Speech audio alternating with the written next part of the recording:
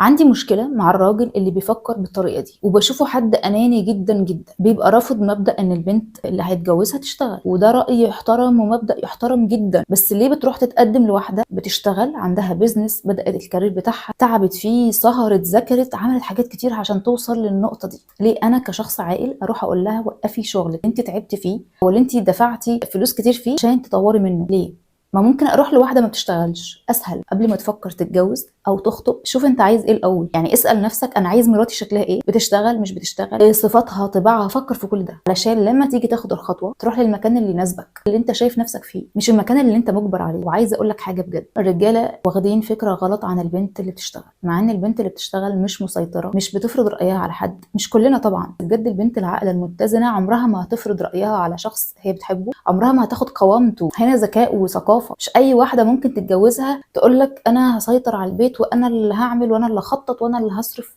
البنت اللي فاهمه الجواز صح وفاهمه دورها كويس ودور الراجل عمرها ما تاخد دورك. انت كراجل مهما اشتغلت وراحت وجت انت ليك دور في البيت، وكل واحد عارف دوره. واللي مش عارف يذاكر ويسال ويبحث. خرج فكره ان انا اروح لواحده بحبها ومعجب بيها واقول لها وقفي شغل، يعني انا بغير عليكي، انا مش عايزك تشتغلي، مش عايز حد يشوفك. ده مش منطق. احميها، ساعدها، شاركها، لو هي قصرت حاسبها. فمن الاول اختار المناسب ليك عشان ما نتعبش كتير وعلشان ما تظلمش حد معاك، لان في مشاكل كتير بتحصل بسبب النقطه دي. والقرار اللي هتاخده تكون قده، ما تغيرش رايك فيما بعد.